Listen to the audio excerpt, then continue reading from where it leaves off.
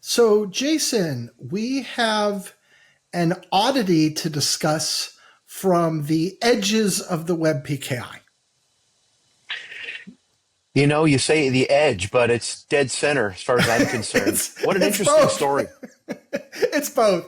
So the short story is it was revealed about 2 weeks ago, as of recording time, that a very small CA that is not even in all the major root programs had issued at least one certificate against the IP address 1.1.1.1, which Anonymous with obviously is Cloudflare. important, and that's a Cloudflare. And that this cert was not issued to Cloudflare. Cloudflare did not order or authorize this cert. It was not an agent of Cloudflare. It was just plain misissued. Now, subsequently, it also came out just a few days later that the same CA had also issued at least one certificate to 2.2.2.2, which is also a pretty auspicious IP address, and that's Oracle. Okay. So, and once again, not ordered by Oracle, not approved by Oracle. These are just plain misissuance. And of course, this shouldn't be possible because there's a thing called domain control validation, They don't whereby own that control domain. of the domain, they don't control that domain, right? It's all built in the name. And the only way that this could happen is that domain control validation either was not done at all, was not attempted, or was done incorrectly. So, initial thoughts, Jason. Tim, I dug into this a little bit, Yeah. and issuing test certificates, I believe, was in the CPS of that CA. Yeah. So, part of the explanation is they say these are test certificates, uh, or let's call them internal test certificates, just to be clear on what we're saying. But that is not a web PKI concept. There is not a difference that is considered to be meaningful or worthwhile in any way between a public root certificate that is issued by the TCA to itself for non-production purposes or a public certificate that is issued to anyone else. They're all the same. And so while that description may help us understand how this came about, it doesn't in any way affect the validity of those certificates or the fact that this is misissuance. Tim, let's talk about the elephant in the room because Okay. I always get accused of burying the lead, and a certificate like this, if it's in the wrong hands, could potentially be used to perform a man-in-the-middle attack against a certain population of people who Sure. are browsing the internet. And that those two addresses are massively used by an awful lot of Massively people. used, right? You can These, imagine the- doing a lot with those. these are not obscure domains for a small Right. website or a test website that wasn't in the hands of that CA. These are massive. So I'm not surprised that Cloudflare caught it so quickly by monitoring CT logs, which is exactly what they could be doing, should be doing, and obviously that Yeah. had a major effect. And thank goodness for CT logs, that's how this was caught. Right. But that's the thing that we're worried about is these kinds of test certificates, especially against these major addresses that are so ubiquitously used.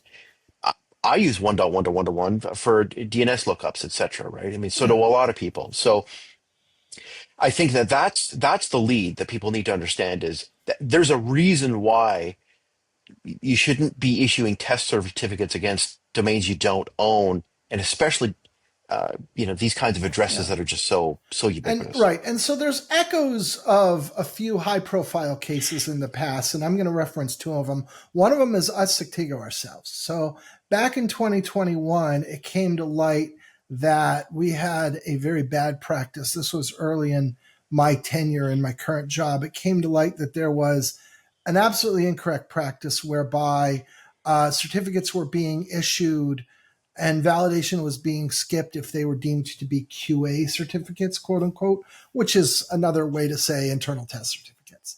And that, of course, was completely improper. And we had a really big bug around it. And it ultimately caused us to make some sweeping changes that affected the fabric of our CA business in just about every way. And rightly so, appropriately so. The other one that immediately or more immediately jumps to mind, of course, is the behavior of Symantec Yeah, leading up to their Google distrust in 2017. And in 2017. particular, the reason I want to call attention to that is because Symantec had been issuing certs against the domain google.com Yeah. that were not ordered or approved by Google and that were not DCV'd. And where this one echoes that one is the fact that this was such a prominent major domain name, and the potential damage, if you could imagine it, is ultimately so great. Potential man in the middle attack against Google.com Yeah. is just extraordinary to try to think about, wrap your head around. Yeah. And that was one of the, certainly not the only thing, but one of the anchor points behind Chrome's ultimate decision to distrust Symantec. That was one of the big points. It wasn't the only Yeah. one, but it was a big deal. And so this is a very obscure CA. Some of the ways that this is mitigated is that it actually, this CA, who's named Fina Financica Agencia, I'm sure I'm totally butchering that pronunciation, which is a Croatian CA, is only at present included in the Microsoft root store of the major root stores. So And Tim, yeah, yeah, no, no, please continue. I was just going to say, it looks like they're in the process of trying to become a broadly trusted CA. The way one follows that process is, since you have to be included in at least 4 root stores to be viable, and arguably there's a few others you want to be in, then what you have to do is you have to get included in those. Those are never going to all happen on the same day. So you would expect a CA that's in the process of working to that to be in some root stores, but not others. And indeed, if that's what's going on, we see here that they're in Microsoft, but not the others yet. And that's good because it greatly mitigates the potential damage. But there still is plenty of potential damage every Windows stack in the world, right? So even then, this is hardly a safe certificate to be existing in the world. It really does show the importance of the CT logs. I don't get any warm and fuzzy by being told that it's just going to affect people who are using Yeah, Microsoft Stack, basically Microsoft's root store. right. Nobody should feel warm with that at all. Yeah, it's a big deal. And so that's why we're talking about it here.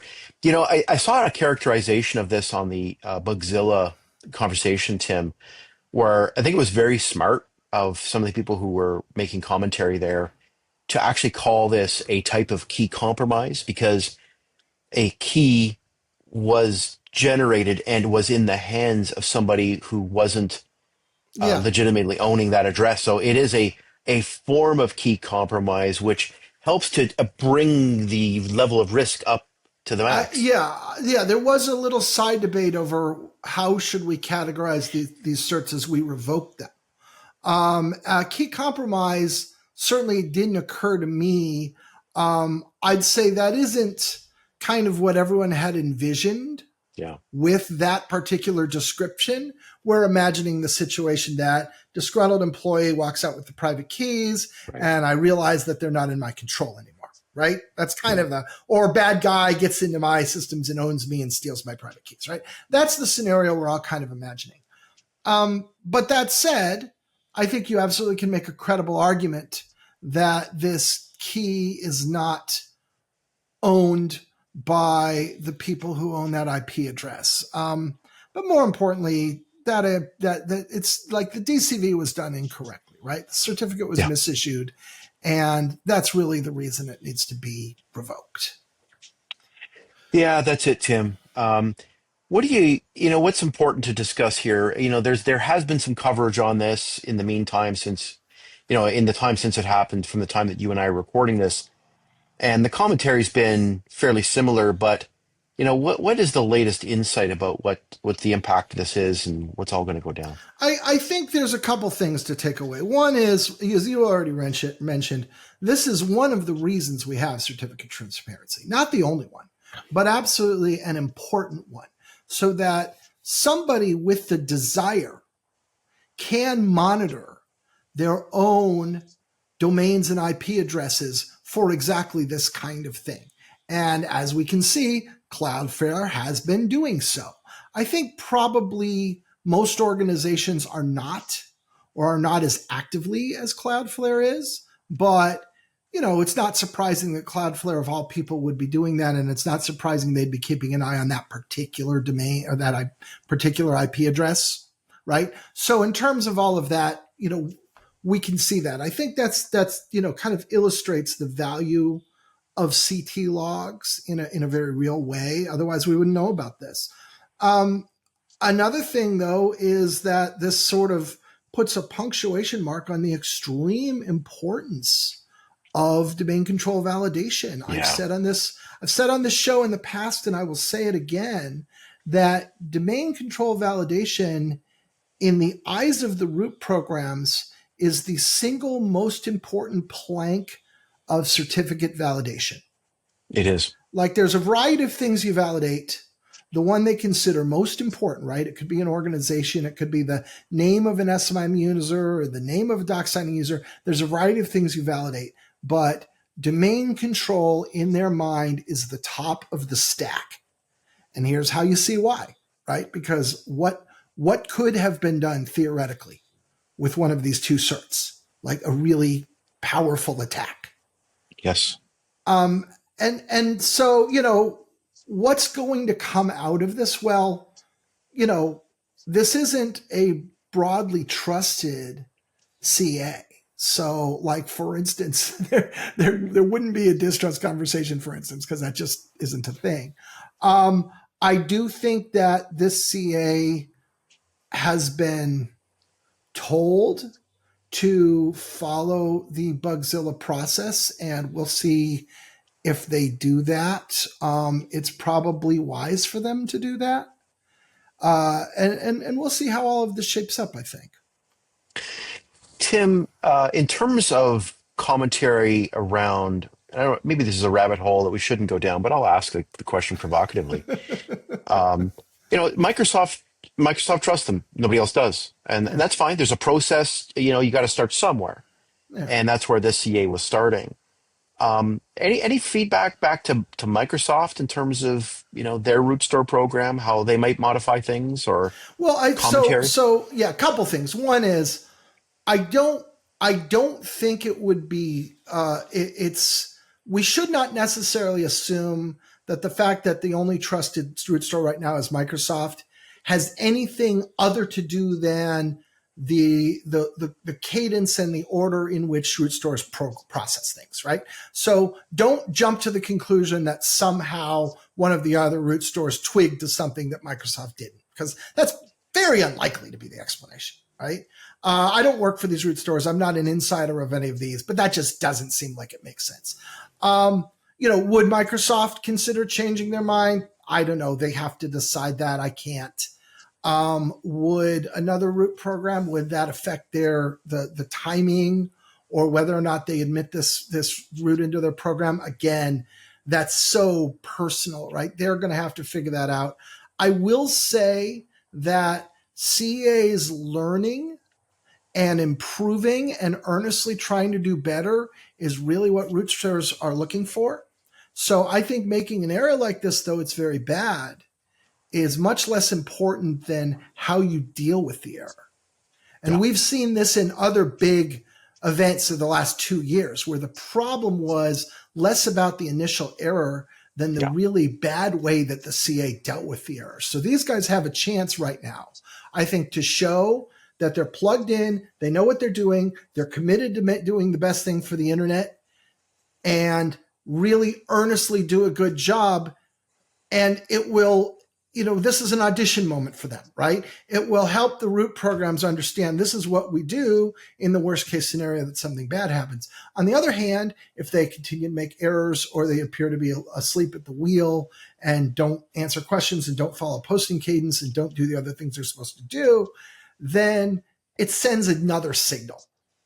And so this echoes back to what we've talked about before, which is so often in our world, like, it's broadly understood, really universally understood, that running a large-scale public CA is incredibly complex.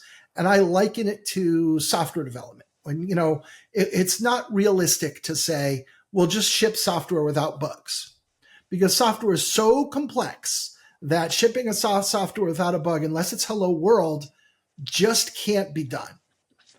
And so we have the same situation here. Issuing a CA without some kind of error or issue isn't really a realistic expectation.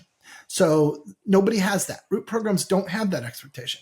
But their expectation is that the CAs will do their earnest best, will correct their errors right away, will not repeat the same errors, will not repeat the errors that other CAs have repeated that they could have seen, right? That's what they want. And so that's what will matter for this CA, really, in terms of the long-term prospects, is how well we see that stuff happen. Tim, you and I in the past, this is probably my final thought. You and I in the past have podcasted quite a lot about the web PKI doing the right thing and going through a process. Right. And just constantly self-policing and getting better as a whole. And this is another example. I mean, we can talk about the head slapper, the headline, but in reality, I think the real story is the fact that the proper process is happening, just like you said. Yeah, and again, I think the what went right. It was discovered because of CT logs. It was discovered by an active subscriber who cares about their own security and takes measures to assure it's really the case. I think another what went right is that this did surface on Bugzilla. It would have been easy enough to say, well, we're not in the Mozilla root program. It's nobody's problem. And just hide it. I think that would have been bad body English. It might have been letter of the law correct, but I don't think it sends the right signal. And so it's much better to see somebody putting these bugs up and posting and being transparent and showing that they're doing what they need to do to get better. And that's what the root programs want to see, is CAs that are committed to excellence and are doing their earnest best to continually improve. That's great, Tim. Super to hear. All right. Thank you, Jason. Thanks, Tim.